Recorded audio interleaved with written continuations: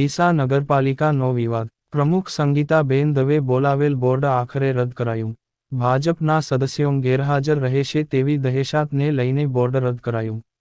પાલિકા પ્રમુખ સંગીતાબેન દવેએ બોર્ડ રદ કરવા ટેલિફોનિકમાં જાણ કરાઈ. ભાજપના સદસ્યોને હાજર ના રહેવા વ્હીપ અપાયું.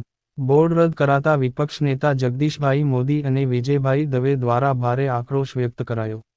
વિપક્ષ સભ્યો દ્વારા નગરપાલિકામાં શ્રીરામ જય રામની ધૂન લગાવી. અહેવાલ દરગાજી સુદેશા બના.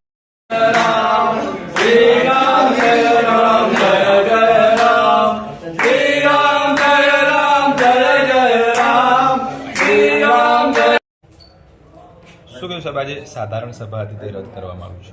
આજરોજ ખાસ સાધારણ સભા બોલાવવામાં આવેલી હતી, પરંતુ પ્રમુખશ્રીએ આજે સર્ક્યુલર કરી અને લગભગ 10:30ના સુમારે તમામ સભ્યોને જાણ કરવા સર્ક્યુલર કરેલ છે કે આજની સભા અનિવાર્ય કારણોસર મોકૂફ રાખવામાં આવેલું છે. સાહેબ, અગાઉ પણ એકવાર બોર્ડ રદ થયું? હા, અગાઉ પણ એક વખત આવી જ રીતે બોર્ડ બોલાવવામાં આવેલું હતું, પરંતુ કોઈક કારણોસર દર્શાવવામાં એવું જ આવેલું હતું કે અનિવાર્ય કારણોસર એના લીધેથી બોર્ડ મોકૂફ રાખવામાં આવેલું હતું. સાહેબ, આપણી કચેરીની આગળ હાલ રામધૂન ચાલી રહી છે કેટલાક સદસ્યો દ્વારા, કયા કારણોસર?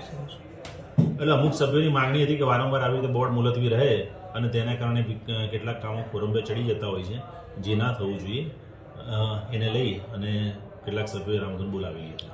ઓકે સર, વારંવાર આ રીતે બોર્ડ કેન્સલ થાય છે તો એ વિકાસના કામોમાં કોઈ ફેર પડી છે? વારંવાર આવી રીતે બોર્ડ કેન્સલ થતું એના કારણે કેટલાક જરૂરી ઠરાવો હોય એ ઠરાવો થઈ શકતા ના હોય, એ સ્વાભાવિક છે અને તેને કારણે કેટલાક કામોમાં અસર પડી શકે છે. ડીસા નગરપાલિકાનો આ જનરલ બોર્ડ હતો. આ બોર્ડ છેલ્લા 9 મહિનાથી કોઈ બોર્ડ બોલાવવામાં નહોતું આવ્યું અને આ બોર્ડ એના માટે હતું કે વિકાસના કામોને મંજૂરી આપવાની. સરકારની ગ્રાન્ટો કરોડો રૂપિયાની આવેલી પડી છે, એ ફાજલ ના જાય એના માટે અમે તત્પર હતા. વિકાસના કામોને મંજૂરી આપવા માટે અમે આજે આવ્યા હતા, પણ અહીંયા આવ્યા પછી અમને એવું કહેવામાં આવ્યું, નોટિસ આપવામાં આવ્યા કે ભાઈ આજનો બોર્ડ મુલતવી રાખે. કારણ માત્ર એટલું કે જે પહેલા દિવસે ઇલેક્શન થયું, આજે 4 વર્ષ થયા, 4 વર્ષમાં 27 સદસ્યો ભારતીય જનતા પાર્ટીના ચૂંટાઈને આવ્યા, પણ એ લોકો 27 એકમત નથી થતા એના ડીસાનો વિકાસ વૃદ્ધિ રહ્યા છે.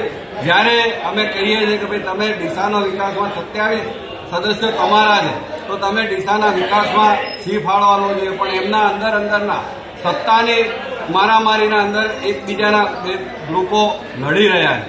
એ લડવાના કારણે જ્યારે આ બેનને પ્રમુખ બનાવવામાં આવ્યા એ દિવસ બી એ લોકોનો વિરોધ હતો. તો જો પાર્ટીએ વિચારવું જોઈએ કે કોને પ્રમુખ બનાવવા, કોણ બધાને સાથે લઈ ચાલશે, કોણ આ ડીસા શહેરનો વિકાસ કરી શકશે, અને આ બધા જ એમના સદસ્યો 27 હોય તો પછી વિરોધ પક્ષને તો વિરોધનું કામ કરવું જોઈએ. એની જગ્યાએ અમે વિકાસનું કામની સાથે રહેવા માંગીએ છીએ, પરંતુ એ લોકો એમના વિરોધના કારણે કાયમ આ છેલ્લા 10 મહિનાથી કોઈ બોર્ડ બોલાવવામાં નથી આવ્યું, કોઈ વિકાસના કામો કરવામાં નથી આવ્યા, કોઈ ઠરાવો થયા નથી. સરકારની કરોડો રૂપિયાની ગ્રાન્ટો પાછી જઈ રહી છે. એટલે માત્ર એટલું જ કહેવાનું કે ડીસા શહેરનો વિકાસ હવે પછી કરવો હોય તો સમજવું પડશે કે જો આ ભારતીય જનતા પાર્ટીને 27 સીટો આપવા છતાંય ડીસાની ગ્રાન્ટો જો પાછી જતી હોય તો પબ્લિકે સમજવું પડશે. પબ્લિક 100% સમજી ગઈ છે. આવનારા ઇલેક્શનોમાં આ લોકોને જવાબ આપશે એવું મને ખાતરી છે. જય હિન્દ, ભારત માતા કી જય. આજે ડીસા નગરપાલિકામાં સાધારણ સભા હતી. એક્ઝેક્ટ અમે 11 વાગે આવ્યા, એટલે વારંવાર છેલ્લા 12 મહિનાથી એક પિક્ચર જોઈ રહ્યા છીએ કે અહીંયા આવી એટલે કે સાધારણ સભા મોકૂફ રહી છે. ડીસાની જનતાના જે કામો કરવા માટે જે ઠરાવો થતા હોય, સાધારણ સભા થ્રુ થતા હોય છે. અત્યારે લગભગ 25 કરોડથી 30 કરોડ રૂપિયાની ગ્રાન્ટ આવેલી પડી છે, પરંતુ ભારતીય જનતા પાર્ટીના સત્તાધીશોના અંદરના ઝઘડાના કારણે, આંકડાઓની લડાઈના કારણે એ લોકો વચ્ચે ડીસાની જનતાને રાખે છે અને ડીસાની જનતાને આ પ્રસંગે લોહી લુહાણ કરે છે.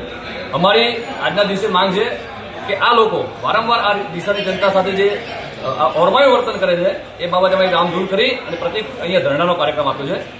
વારંવાર ડીસાની જનતા સાથે થતો અન્યાય જે ક્યારે સાંખી નહીં લેવાય. ભારતીય જનતા પાર્ટીની અંદર અત્યારે જે જોવા જઈએ તો વિશ્વની સૌથી મોટી પાર્ટી છે, એનો એક ભારતીય હોવાનો આપણે ગૌરવ કે આપણા દેશની પાર્ટી કે એક વિશ્વમાં મોટી છે, પરંતુ નીચે જે અત્યારે જે મંદબુદ્ધિના લોકો ઘૂસી ગયા છે કે જે માત્ર વિકાસનો વિરોધ કરે છે. એક વિરોધ પક્ષના કારણે ધારો કે ક્યારેક કોઈ હોય તો અમે એનો વિરોધ કરી શકીએ, પરંતુ અંદર ઝઘડાઈ અને જે ડીસાનો વિકાસ અટકાઈ એના મંદબુદ્ધિના લોકો જે વિકાસના વિરોધી થયા છે એ બાબતે અમે સખત શબ્દોમાં નિંદા કરીએ છીએ. બીજો અહીંયા જોવા જઈએ તો અહીંયા જે ધારાસભ્ય છે એને પ્રમુખનું કામ કરવું છે, પૂર્વ ધારાસભ્ય બની જવું છે. એમના જે જિલ્લાના પ્રમુખ છે એમને નગરપાલિકાના કોર્પોરેટર બની જવું છે. તો ભાઈ આ લોકશાહી ક્યાં છે? લોકશાહીનું આ સ્વતંત્ર હનન કરી રહ્યા છે. એમને જો લોકશાહીમાં વિશ્વાસ ના હોય તો ભાઈ તમને સરમુખત્યાર થઈ દો. બાકી લોકોથી ચૂંટાઈ અને જ્યારે તમે નાટકો કરો, નાટકો બંધ કરી દો. ડીસાની જનતા બધું જોઈ રહી છે. આજે જો ચૂંટણી થાય તો ડીસામાં જે નગરપાલિકાની અંદર 44 સભ્યો છે, આ 44માં ભારતીય જનતા માટે 44 સભ્યોની ડિપોઝિટ ગુપ્ત થઈ જાય, જપ્ત થઈ જાય એવી આ પરિસ્થિતિ છે. આ લોકોને આવનારા દિવસોમાં ડીસાની જનતા 100% મજબૂત આ લોકોને આ જે એ લોકો જે નાટક કરી રહ્યા છે, જે વિકાસને અટકાઈ રહ્યા છે, એનો સચોટ એમને જવાબ આપશે જેવી મને ખાતરી.